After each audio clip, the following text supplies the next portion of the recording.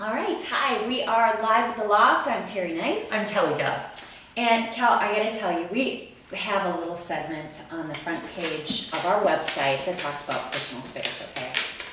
Yes. Well, the other day I was at a grocery store. People go there. Mm-hmm. It happens.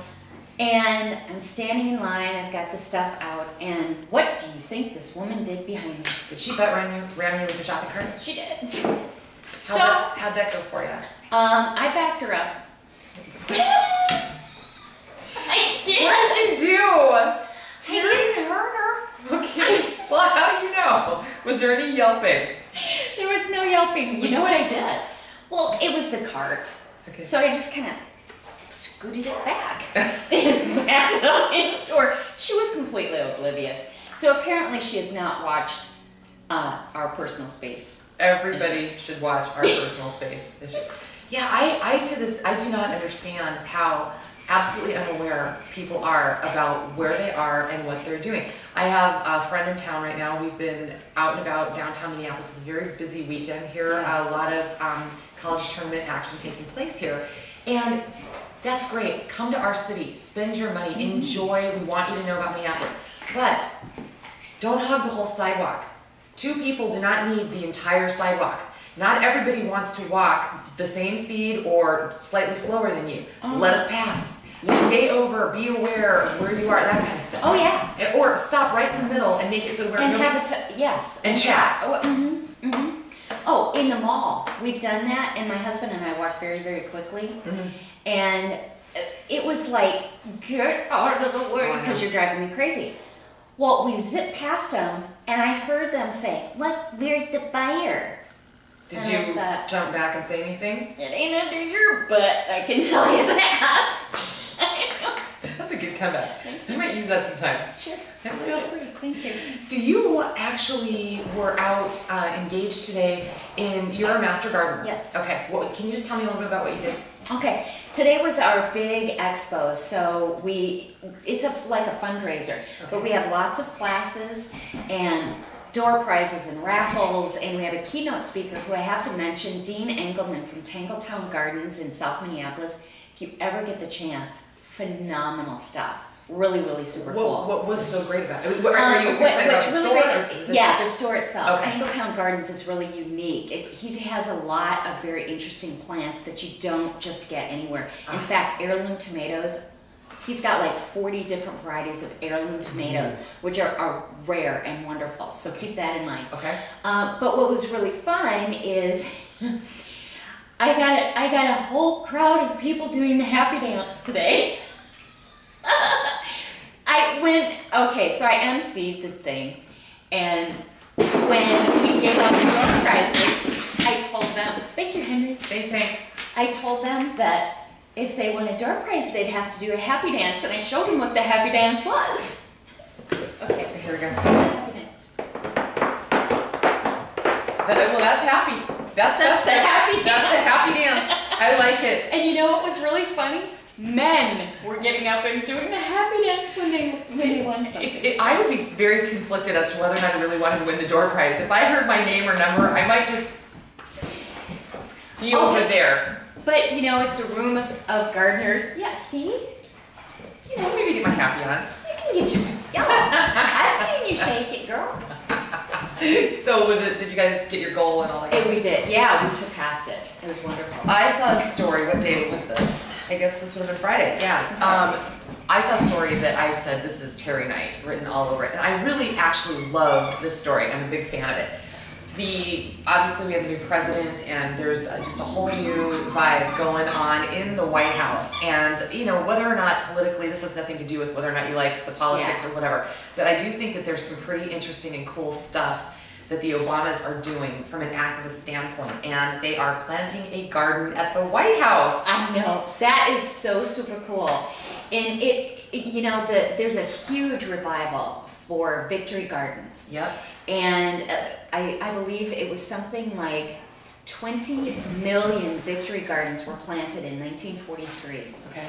And the amount of food that they got out of that was absolutely, it was like 40% of the produce was raised by people in their victory gardens. And what a phenomenal thing. Not only, I mean, everybody gets concerned about contamination. Everybody's That's been huge the last couple of years. Oh, absolutely. And you walk out your back door and it's right there. How cool is that? I have to tell you, she got me one. I knew you were gonna love the story. I totally love it. Gurneys, their vegetable seeds, Okay. the sales have increased by over 30%. There are other seed companies that are already sold out of certain vegetable seeds For this year. for this year. So it's really coming. Well, Yeah. the cool angles, not just because I like to garden, I've recently gotten back into it myself. And you have to help me not mess it up this year, because last year I had a gardening accident. We'll talk about it another. We're gonna vlog that. But no, Michelle Obama, I think, tied in. They've been lobbied by many activists that are trying to promote more locally grown food for the reasons that you stated. But also, get this, they're two very cute little girls. They're like in 5th and 2nd grade. Because of all the tough food on the campaign trail, put on a little weight. Yeah. And part of what the First Lady, who took time off of her own career to just be the First Lady and to really get into all this sort of thing and make sure she was there for her kids, she said, okay, childhood obesity, diabetes, and that sort of awareness. So we're gonna fold this in, and the children are gonna come. This is gonna be an 1,100 square foot garden, Which is enormous. and by the kind of by where the swing set is. So it's gonna be visible from E Street down there in DC. So you'll be able to see it. And apparently, the entire Obama family will be pulling weeds, including the president, Wow. as part of this. I love that. Isn't that cool? I mean, That is. and the little girls will go out there and they're going to bring in other kids for educational Yes, things yes. and to really get them in. So I think that of all the initiatives, you know, a lot of people gave Michelle Obama a little bit of a tough time, the feminists of all people, for choosing to just take on, you know, set her career aside for a while so that she could do this. But I think this is a great public service effort. Yes, yes. I mean, it's so much more than that. It's, you know, okay, so we talk about the economy, we talk about the contamination, we talk about what it really does for your body, growing good food that is very healthy for you. It's also so therapeutic. I mean, I go out in my garden and I'm just I can completely lose myself.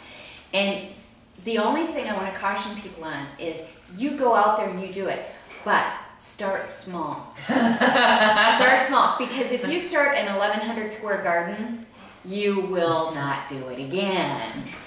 It's too much work, but start small. They have a little help.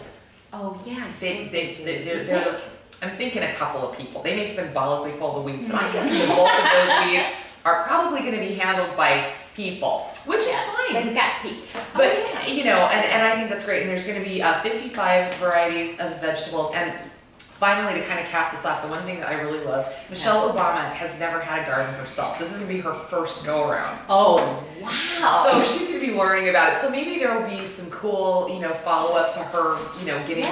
I just love the whole story. So anyway, it's getting to be about that time. So now is what do we need to be doing right now this week of the calendar to be ready for a great gardening season? Well, the one thing you can do is you can prune your perennials, that sort of thing, but you never I beg work. your pardon. I know. Never work wet soil. Don't do that. If you get in the garden and you start working wet soil, honey, don't do it, because what happens is the soil becomes dirt clods. Okay. Because the little particles in the soil become closer together in wet soil, and then they can't get the air and they can't get the water to it. So what happens is they just become rocks. Ooh. Don't work wet soil. Okay. So back away. Back away from the soil. Yes. Down the shovel for now. Yes. Live at the Loft, I'm Kelly Guest. And Terry Knight.